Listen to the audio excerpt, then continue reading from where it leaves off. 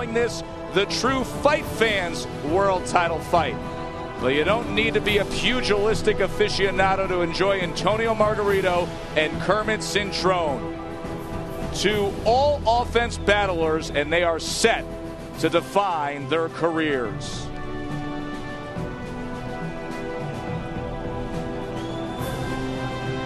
What a crowd here at Caesar's Palace that now is trying to find some cover because the skies have opened up and it is raining here at the Roman Plaza. Thus all the movement you see in the crowd.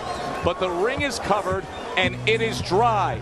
They say there's a good chance it'll pass over. There's a strong wind above us in the Nevada sky tonight. Here comes Kermit. When he was 8 years old, he lost his mother Josephina to breast cancer. When he was 13, his dad suddenly died of a heart attack. But Kermit got through it all. He conquered fears, doubts, reached out to family members and friends, and constantly explored new worlds and new sports. He finally lands here tonight at this moment. The doorstep of greatness and the fulfillment of dreams beyond what a modest, parentless child in Puerto Rico could ever dream. His moment has arrived.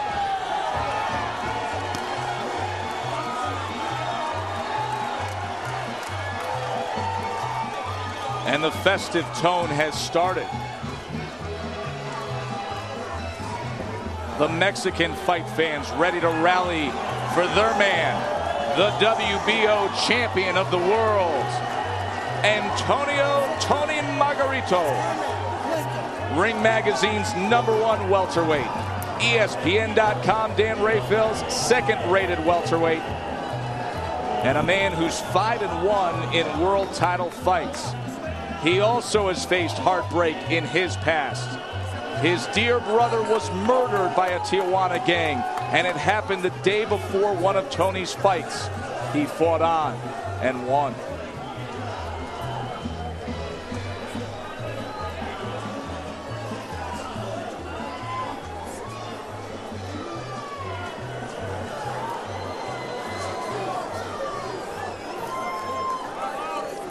He says, I know that I'm underrated.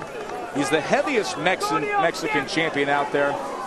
And at times he's even criticized his promoters and his managers, feeling that those around him could have done a much better job in his career of making him a superstar. He could become one real soon. A win tonight against Cintron. And now this big money welterweight division opens up for Tony Margarito. The combined record of his last 5 opponents, stellar group he's been in with.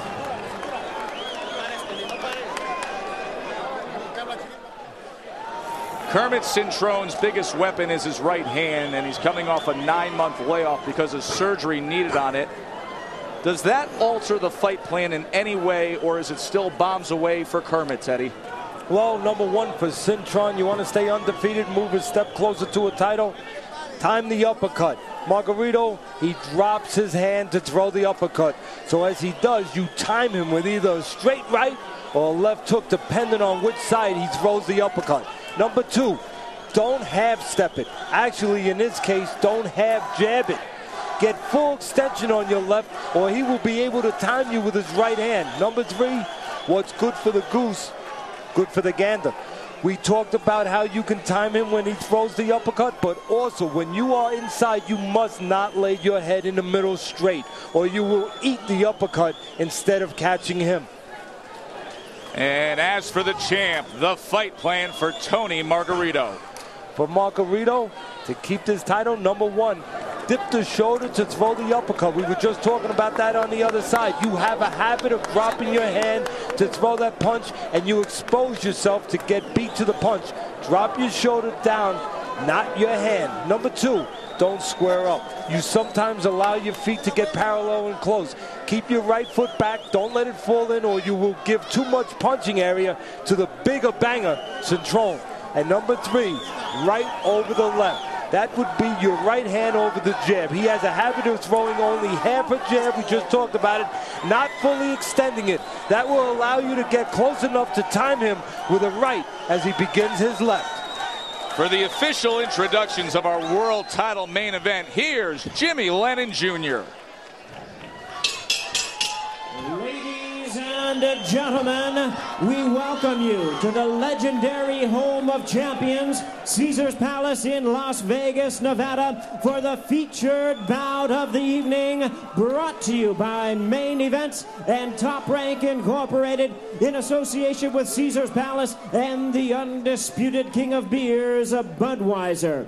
This bout coming away is sanctioned by the WBO President Francisco Valcarcel, Supervisor Luis Batista Salas, along with the Nevada State Athletic Commission, the Chairman Skip Avancino Jr., Executive Director Mark Ratner.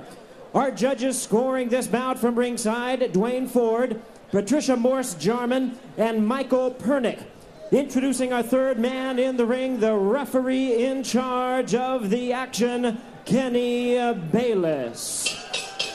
All right, fans, here we go. The time has come for the bout you've all been waiting for. 12 rounds of boxing for the WBO Welterweight Championship of the World. And now, ladies and gentlemen in attendance and boxing fans joining us around the world, live from Caesars Palace in Las Vegas, it's time for the main event of the evening.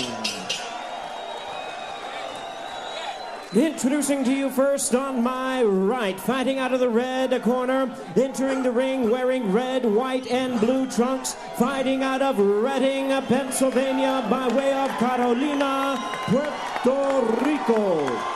He weighed in at a ready 146 1/2 pounds. He is undefeated in his campaign to the ring with 24 wins, no losses, 22 big wins coming by way of knockout. Ladies and gentlemen, please welcome the WBO Interim Welterweight World Champion, introducing the undefeated Kermit Killer Cintron.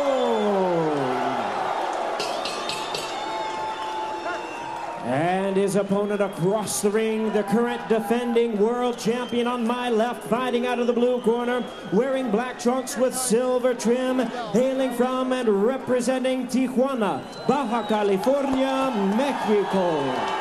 He weighed in at the welterweight limit of 147 pounds. His record stands at 30 wins, 4 losses, 21 wins coming by way of knockout. Ladies and gentlemen, tonight he is making the 4th defense of his title. Here is the defending WBO welterweight champion of the world, introducing Antonio Tony Margarito.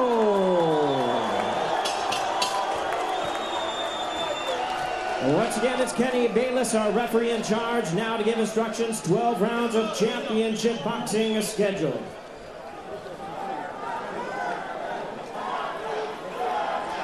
Okay, gentlemen, trunks are good here, a little high. Trunks are good here. Now, guys, we went over the rules in the dressing room. I want you to protect yourself at all times, keep the fight clean at all times, and what I say you must obey. Good luck, touch gloves, buena suerte. The long-standing boxing axiom, styles make fights, is true, but sometimes it's real simple, folks. Fighters can make fights too, and in the case of Margarito and Cintron, that's what we have. 2 fighters. Enjoy it while it lasts. The punching machine against the hardest puncher. Ring experience, Margarito has the edge. He's fought for 7 more years, over 100 more total rounds, and Kermit is dealing with the longest layoff of his career, some 279 days, Teddy. Both of these guys similar physique-wise, big welterweights, good size, good wingspan. The difference, and there's a difference, Cintron's stronger, the better puncher. We know it's a big step up in class for Cintron, Margarito having fought the much better opposition.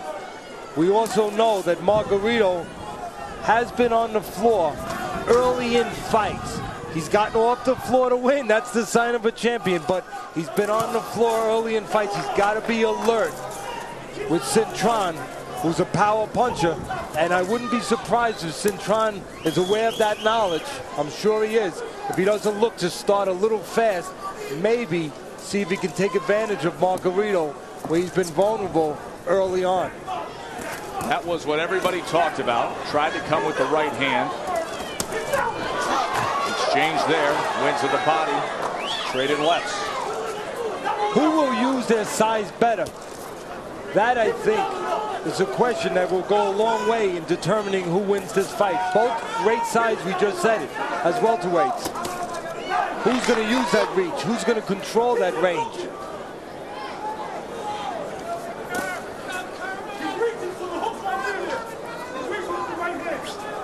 At one point in his career, Antonio Margarito was a sparring partner for Oscar De La Hoya.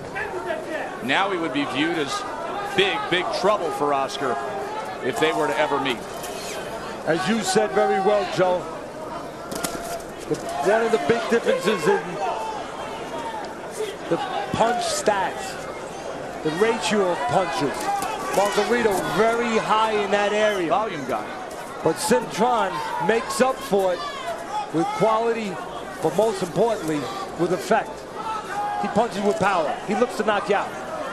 Well, he's done it 22 times in